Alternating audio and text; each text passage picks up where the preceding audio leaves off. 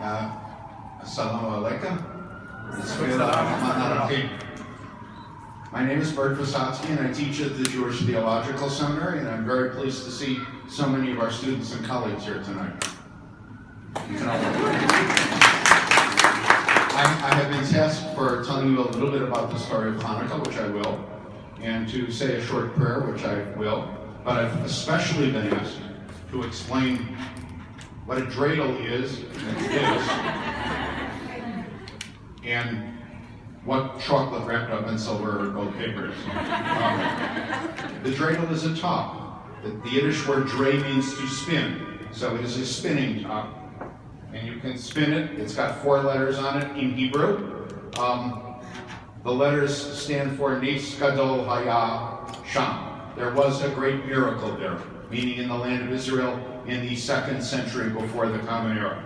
And the letters can also be construed to be Yiddish. And in Yiddish, like any good game that you're playing with a top, it becomes a game of chance. And then you can put in chocolate coins, and if you win the pot, you get a lot of chocolate. This is called in Yiddish Hanukkah Gelt. Literally gilt, G-I-L-T. The gold for Hanukkah. So that's how we do our Hanukkah coins and our Hanukkah games. And we like the Chanukiah. But I want to tell you 2 competing narratives of Hanukkah. I want to share them with you because they are at the heart not only of the Jewish community for the past 2,000 years, but I think they're also at the heart of the Muslim community in America and maybe all over the world right now. The 2 narratives are these. A long, long time ago, in the 2nd century before the Common Era, the Jewish community was divided.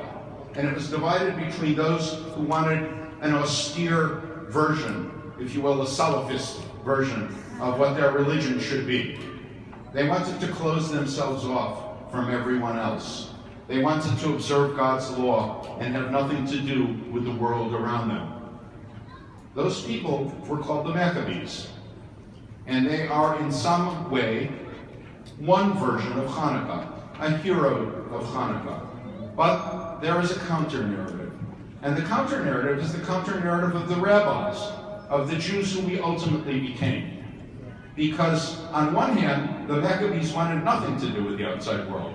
On the other hand, ultimately, the Jews decided that they needed to live in the world and to adopt from non-Jewish culture, the best of Roman culture, for instance, to become Judaism as we know it today.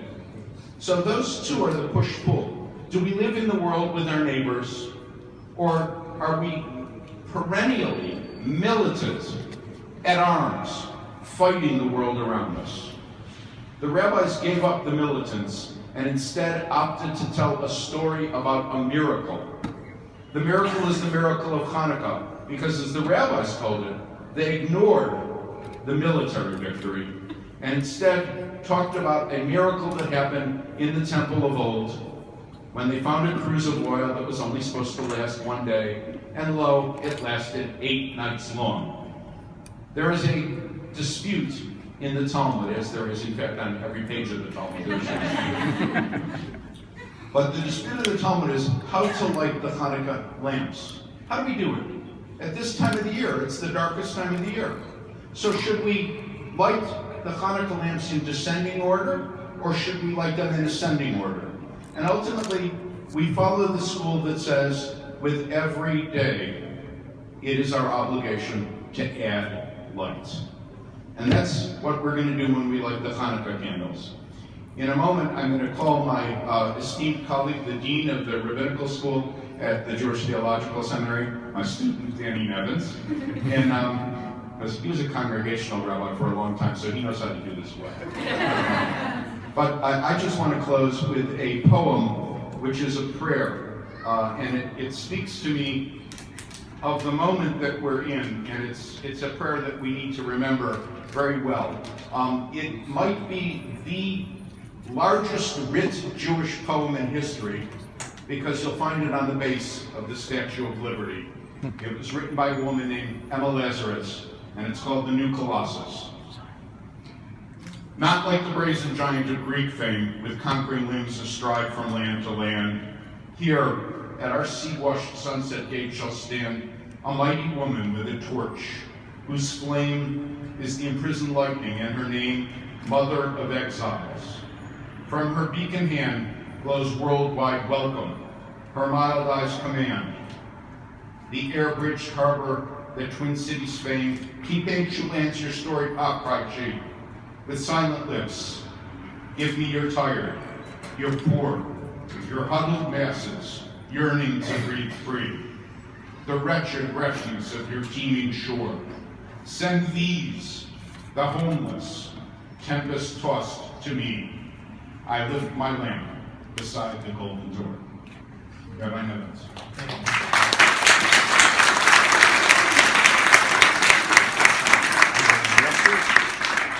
Yes. The miracle of Hanukkah, Danny's going to light the candle without a match. Spontaneous combustion, that would be impressive. Well, I know smokers, I guess. It's only a question. We do have as we're waiting for the lighter to come. Shred. I think someone has the lighter. That's okay. We would just light the shalash first.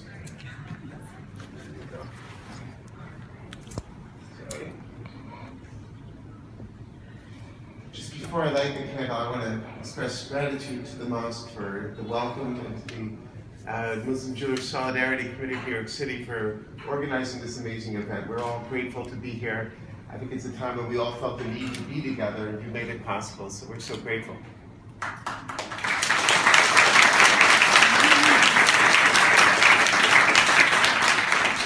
I'm about to say two blessings in Hebrew. I'll sing them. If you know them, you can sing with me, but I want to explain what they mean first in English.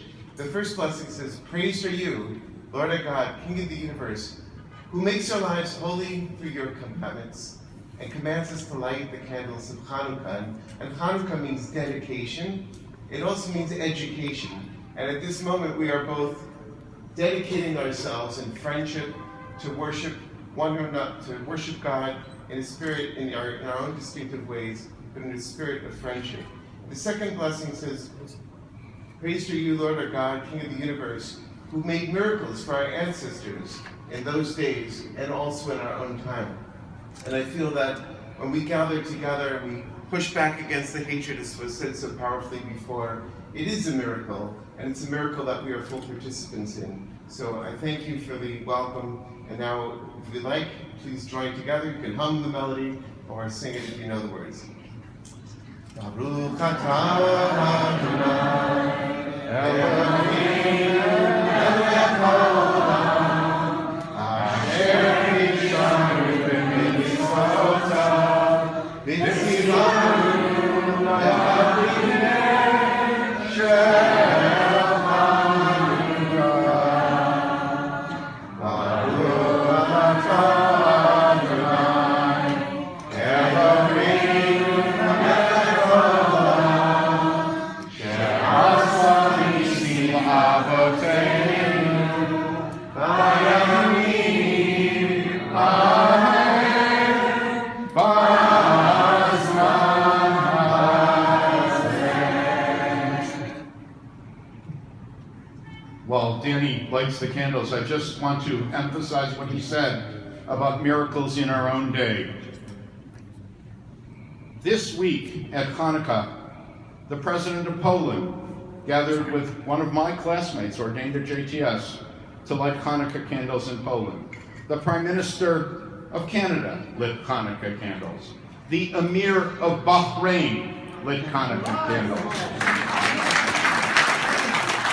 And last night I joined with President Obama at the White House when we had the White House Hanukkah reception. So I think it's important to remember that in the midst of all the hatred around us, we have the miracle that takes place in our day. And tonight we light Hanukkah candles here at the mosque. Thank you.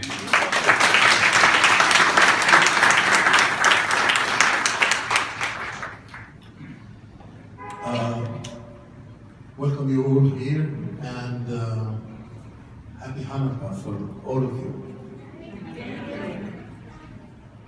We're so glad to see you here today, to see these lighted faces among us. And there is no wonder we are living here in America. And as I said it in the Central Synagogue, I just spoke an hour ago there to join them in their happy event.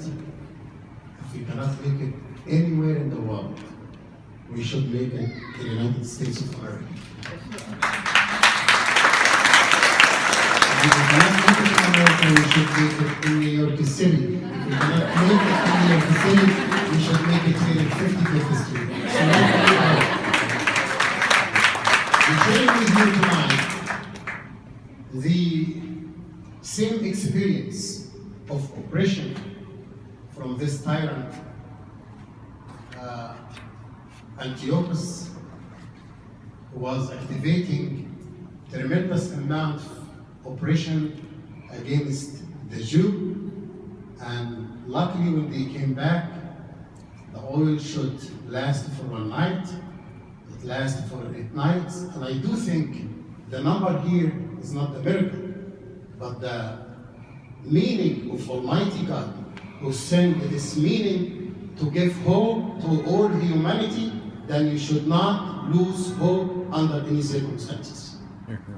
And here in America, we share the beauty of this land. We still remember that all the human experience are the same. Our teachers are the same. Our God is the same. The criteria of goodness and corruption are the same. We are living from one Adam and Eve. We are the same. Down to the politics and the politicians who would like to divide us and to spread the beauty and to make us far from it. And we are not going to allow the hate to be part of our life. And we are here to share the love of American community, of the Muslim, of the Jew, of the Christian, of every race from the entire. Thank you for coming here today. Thank you, thank you.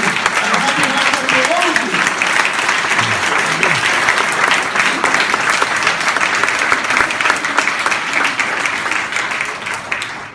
Well, it's really hard to continue after this speech. No pressure at all. So now I just wanted to have a minute of silence for all the people who lost their life in the recent attack. So that's really important. So 1 minute of silence.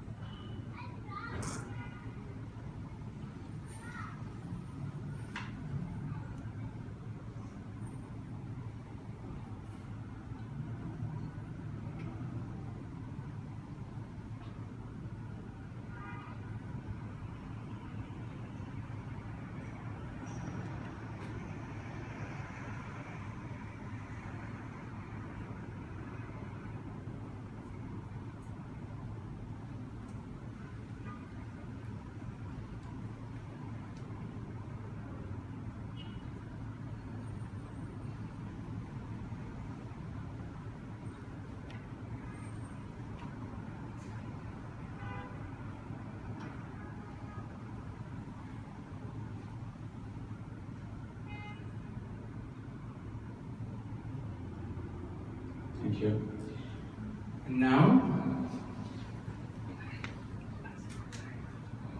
so we are going to give the microphone to Baidi, and she will explain the current situation in the Syrian refugee. Thank you. Hi, my name is Baidi. I'm here on behalf of Church World Service as a volunteer and, as a volunteer with Church World Service, which is one out of the 9 settlement agencies, refugee settlement agencies commissioned by the Department of State Department. So I'm sure, as all of you, probably as New York Times readers, probably saw the article about 2 months ago about the Syrian refugee efforts here, the resettlement in Jersey City. I, as a Jersey City resident, read the article and I said, what can I do? They're in my backyard.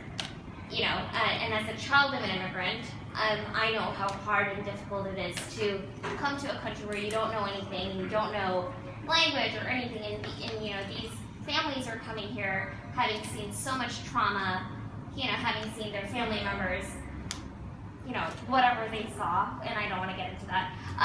But I was like, what can I do? And so I galvanized, for lack of a better word, and mobilized my friends in Jersey City, and I called up Church World Service, which was the organization that was highlighted in the article, and I said, what can we do? They're in our backyard. So, you know, Mahmoud Mahmoud, who is the executive director of Church World Service, said, we need all the help that we can get.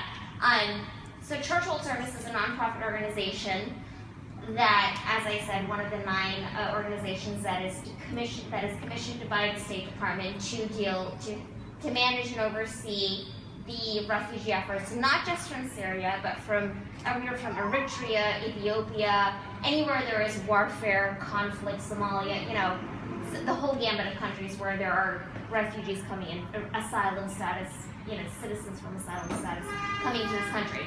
Contrary to what people would like us to think, it is not so easy for refugees to come to this country. They go through a very, very intense process, probably the most intense process that even my parents went through to come to this country, and, you know, immigrants deal with coming into this country. So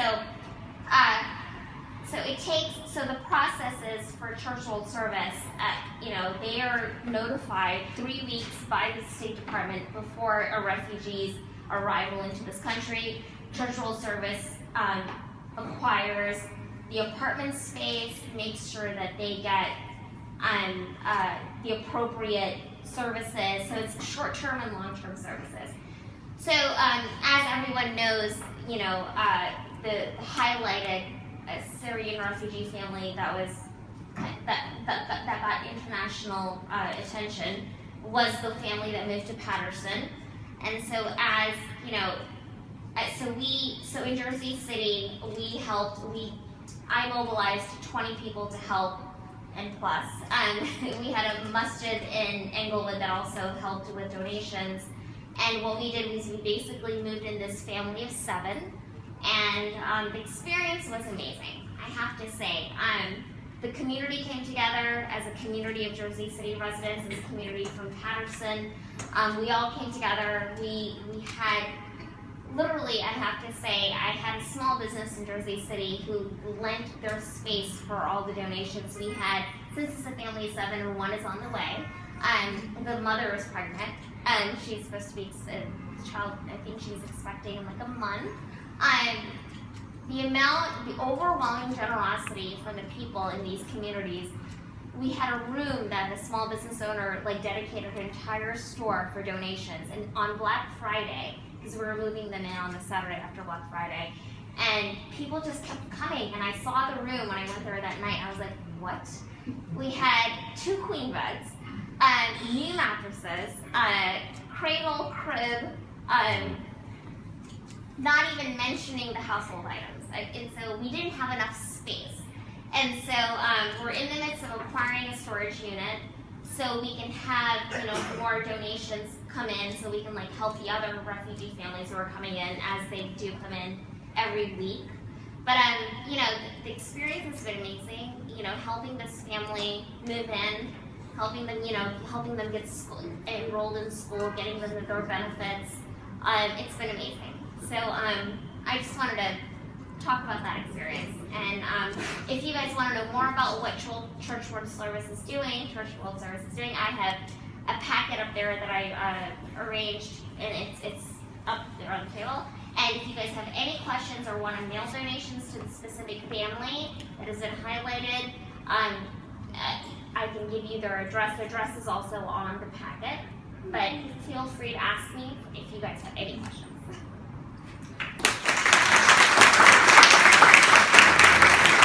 Thank you so much.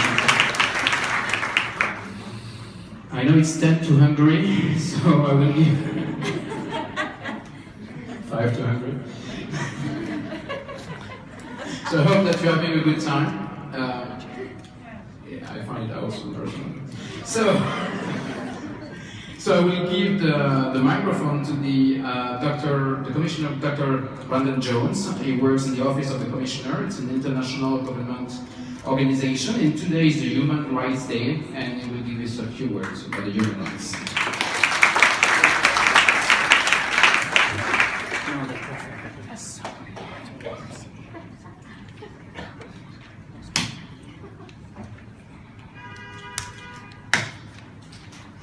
My eyesight's very bad. Let's try this out. Honorable ladies and gentlemen, today I join you on this utmost important occasion in solemn International Day of Human Rights. We give great importance to this day because of the hopes and promise of humanity. We want to believe everyone has a fundamental and assured access to life possibilities. However, we see the daily shortfalls of today's society. And it's agencies like the United Nations that is important to me and you. Because of such agencies, human rights are on the forefront, and we must honor the moral and general principles of the Universal Declaration on Human Rights as proposed and created December 10, 1948 in the city of Paris, France. Each day, my agencies contacted by countless individuals, governments, and the alike, requested assistance with access to health, housing, food and water, and educational services. As required under the terms of the UDHR and the basic principle of human rights, everyone has the basic right to life resources as mentioned. We must ensure our future generations understand and enshrine within themselves the basic principles of life. We should not forget the great sacrifices made by individuals which brought forth the requirements of the UDHR,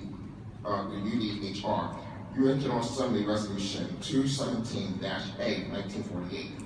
Today, we continue to monitor the situations within the international community and constantly ask ourselves why these situations are taking place and what feasible resolutions can be rendered without causing any hardships upon the general population. In our society, conflicts should be addressed and resolved through dialogue and diplomacy, not war, as it serves no greater good and offers no leads, and often leads to more violence and hardship than sitting down at a table and addressing the conflicting issues a particular country may have. Since my appointment 7 years ago, July 9, 2008, I have worked with civil society and governments to ensure a sense of grace for the betterment of humanity via our programming and delivery of humanitarian resources. In closing, I have deep spiritual confidence that this world will serve the powers of today. Duty compels us to invest in our obligations to the future generations to come. What really counts is not the immediate acts of courage, but those who go to struggle day in and day out. Not the sunshine great, but those kinds of individuals who are willing to stand for a longer period of time for the greatness of humanity. Thank you.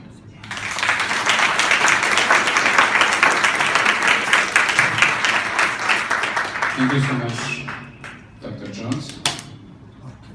So, I hope that you're having a good time. So, happy Hanukkah again to everybody. Now is the time for the food. So, please be patient. And yeah, so people at the back can start to serve and enjoy the You should say it's kosher. so the food is kosher, of course, and halal at the same time. So enjoy the food. Thanks again for coming. Thanks for the mosque. Thanks for everybody that made this possible.